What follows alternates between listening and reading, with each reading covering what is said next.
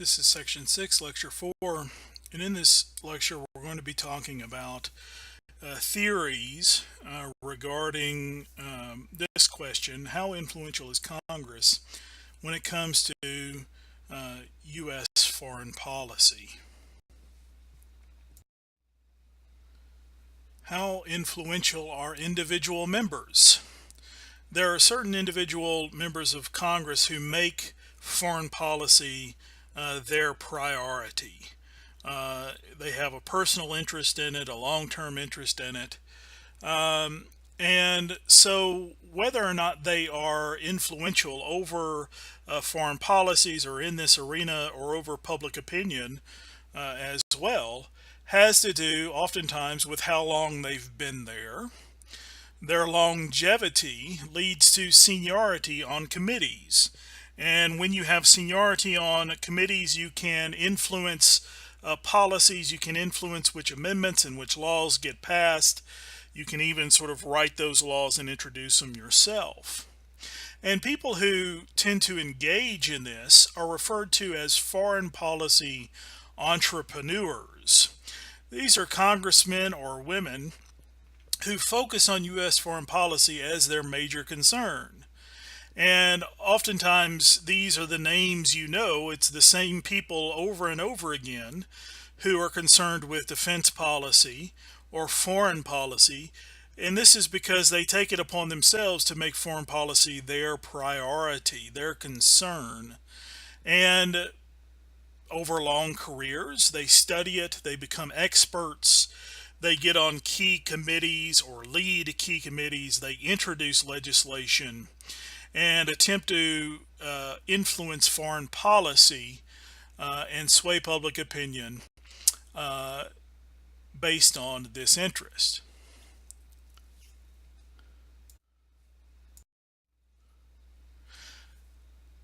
But there are any number of constraints on whether or not Congress as a whole, or even individual congressmen and senators, are influential in foreign policy. One thing that we mentioned before was presidential leadership in foreign policy, and whether or not a president is truly influential or gets their way is based on whether or not the government is unified or divided. That is based on political party lines. For instance, a Democratic president with a Democratic Senate and a Democratic House of Representatives will have greater influence on foreign policy, get their way, and oftentimes when the Senate and the House is of the same political party as the president, they'll take the back seat to the president's leadership. It's when government is divided, when the presidency and the Congress are of different political parties, or even if the House and the Senate are of different political parties, that you get a greater influence by congressmen and senators in foreign policy, because in that situation they have to work together. They have to then engage in a give and take in order to get things done. And so you see members of Congress exploit this to have influence, this sort of divided government and divided parties. One thing that goes along with this is whether or not the political parties are truly polarized, as they seem to be in a current context, or whether or not there's true party unity within a single political party. There may be increased division among political parties due to ideology. And so that polarization is going to lead to a lack of compromise and oftentimes things not getting achieved. And so in one instance, you may be able to, as a member of the House or Senate, or a political party in the House or Senate, able to influence foreign policy, as long as the other political party that controls the other branch is willing to compromise with you and you're willing to compromise with them. But if there's true polarization or ideological rigidity between the political parties, we see, unfortunately, then in that instance, very little gets done. The same can be said if parties are more unified or less unified. If there is a division within a single political party over foreign policy, maybe one aspect of the of the political party is isolationist, the other internationalist, then you're going to have very little influence or get little done. If there's greater party unity on foreign policy issues, then there'll be greater influence and the ability to get more done. Another constraint on congressional power is public discontent. Public opinion of Congress is very low. It hovers for the last decade or so around the 10 to 12% favorability margin. And so then when it comes to leadership in foreign policy, when it comes to following Congress's lead, this is going to hinder that ability. And this is one of those informal powers, we could say, of the president.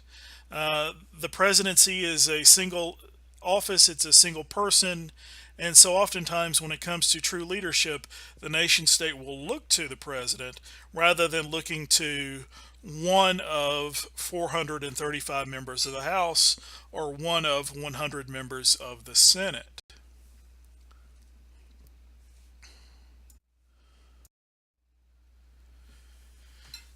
If we look at the way that Congress may or may not have influence on foreign policy, oftentimes Congress's power is constrained, and that is because they refuse to take up controversial legislation.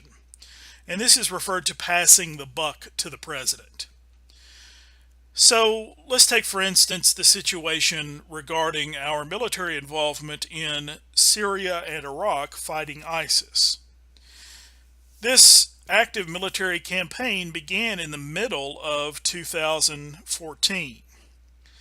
Normally, based under the auspices of the War Powers Resolution, the Congress would need to, by law, pass a resolution, an authorization for the use of military force, or a declaration of war on our military being involved in this situation.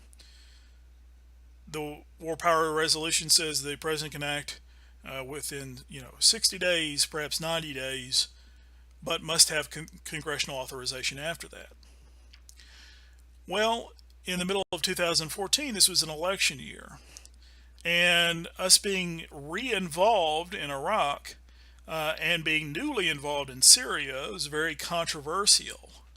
And so what we see is that Congress did not take up the authorization for the use of military force in 2014. They said, well, we're going to wait until after the election, and then it became we're going to wait until after the new year, 2015.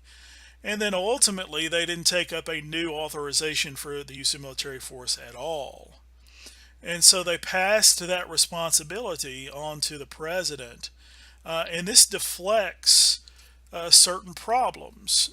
Taking controversial votes may hurt you electorally. It may make you unpopular with your constituents.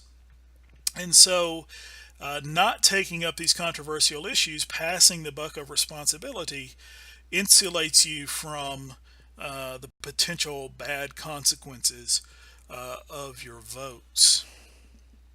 Another constraint on congressional power is the structural weakness in the construction of the Congress itself.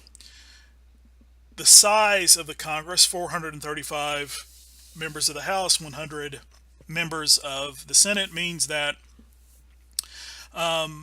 no one person is going to be truly influential or be able to influence enough or all members in order to get something done.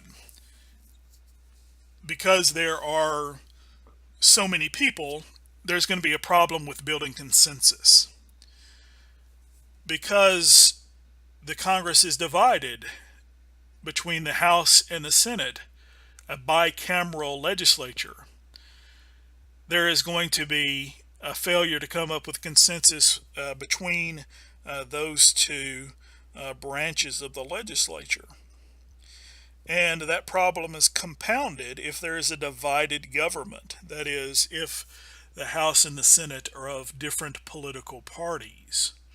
All of this constrains the ability of the Congress to pass legislation, to debate or deliberate, even when it comes to foreign policy influence.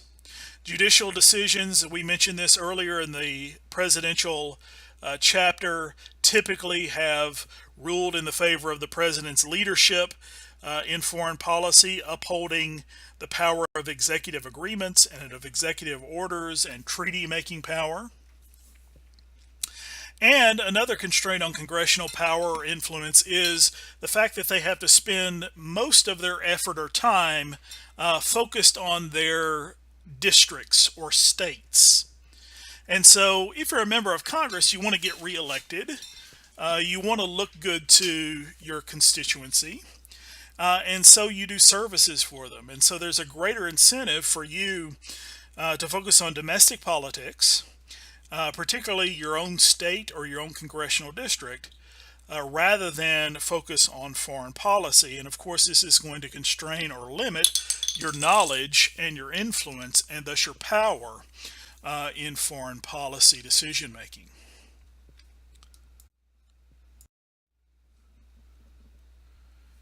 When it comes to how Congress votes on foreign policy, once again, it's dependent upon divided versus unified government and the division between political parties.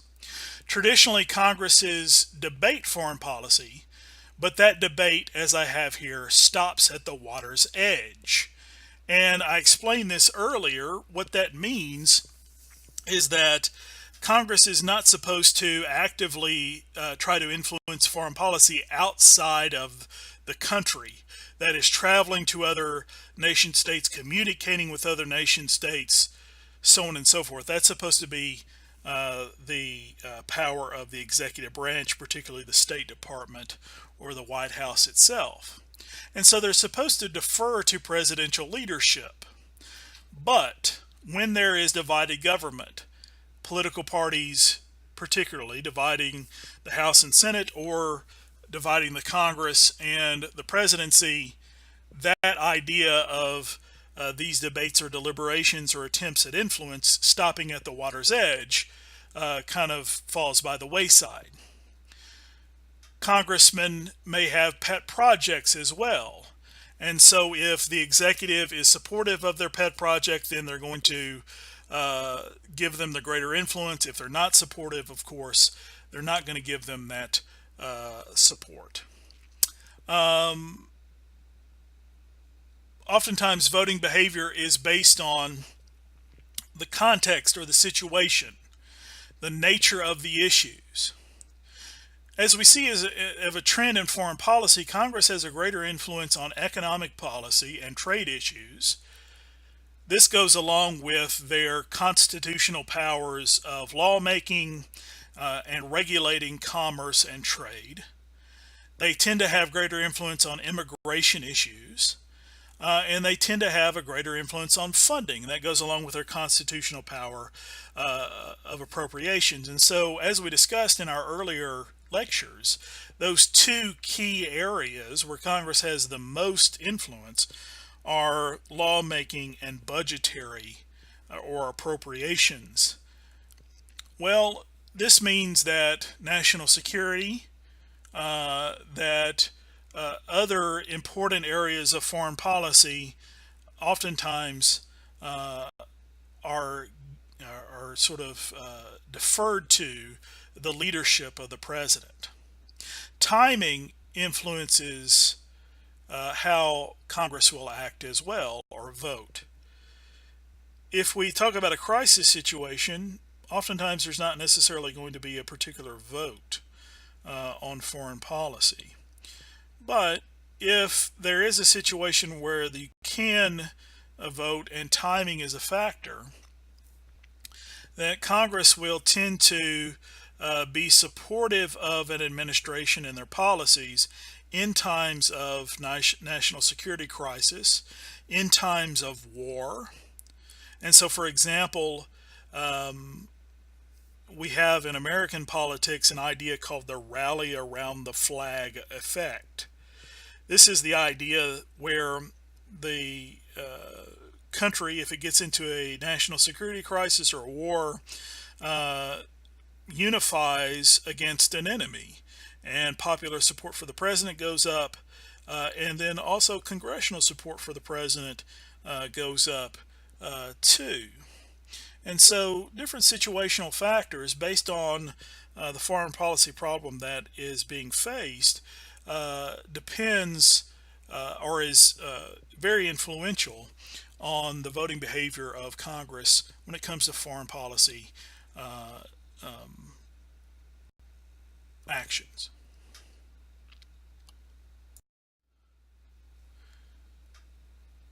Other influences, and this is the one that probably comes to most people's minds, are ideological factors. Our political parties have long-standing views of different areas of foreign policy, be it trade, be it national security, be it social issues. And so oftentimes your voting behavior in foreign policy as a member of Congress is based on ideology. It's based on political party support, and oftentimes we see those votes are based on party line divisions. And so you vote along with your political beliefs, your party beliefs, but oftentimes, as I have here, these may be inconsistent. Where in one situation you would vote typically to restrain the power of the executive branch, to restrain the size of government, to restrain the regulations, let's say. If you're a Republican, you believe in small government, you believe in a limited power of government, you believe in individual rights, but then when it came to voting for the Patriot Act during the Bush administration, which allowed the government to wiretap people, to keep up with their phone records and internet records and things like that of U.S. citizens, then the Republicans voted for it. And that seems to be an inconsistency with their ideological views and then what they were willing to do in a national security crisis. Electoral factors are also influential on voting behavior. The explanation that I gave regarding Congress's failure to vote on an authorization for the use of military force in fighting ISIS in Syria and in Iraq in 2014 is an example of this. If you are facing an election, you don't necessarily want to take up a controversial vote. And so then you push that off, or you vote in a different way because an election is upcoming and you're worried about re-election and you're worried about the public opinion in your own congressional district or state. Strategic factors also are an aspect of congressional voting, and I have here a term called log rolling. Oftentimes congressmen don't necessarily care about what they're voting on. Not all 435 of them in the House or 100 of them in the Senate. And so this idea of log rolling is that they trade votes with one another. If you support me on this, later on I'll support you on that. And this is referred to as log rolling, and I'm sure everybody can picture this in their mind, because if you picture two people standing on a log in the water. They have to work together in order to stay afloat and stay on top of the log and keep from falling off. And so if they are facing in opposite directions, one of them is, walking forward, the other one's stepping backward, but they're both staying up on top, right? And they have to work together in doing that. And then if they want to change direction, they have to coordinate with one another and roll the log in a different way, right? So this is kind of a tit for tat, you wash my back, I'll wash yours vote trading that determines how congressmen and senators may vote when policies arise. If we look at other areas of influence in U.S. foreign policy, we see then a division between the U.S. House and the U.S. Senate. The Senate is the center of influence in U.S. foreign policy, more so than the House of Representatives. And if there's one committee that has the greatest influence of all of them in the Congress, it's the Senate Foreign Relations Committee. The Senate Foreign Relations Committee is the key for leadership in U.S. foreign policy in the Congress. And I have here this statistic. It has a 90% approval of bills sent to the full Senate. And so the rest of the senators tend to trust what comes out of the Senate Foreign Relations Committee.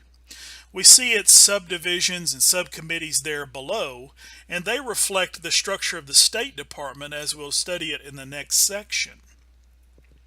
Other influential Senate committees in foreign policy are the Armed Services Committee, the Intelligence Committee, and the Appropriations Committee.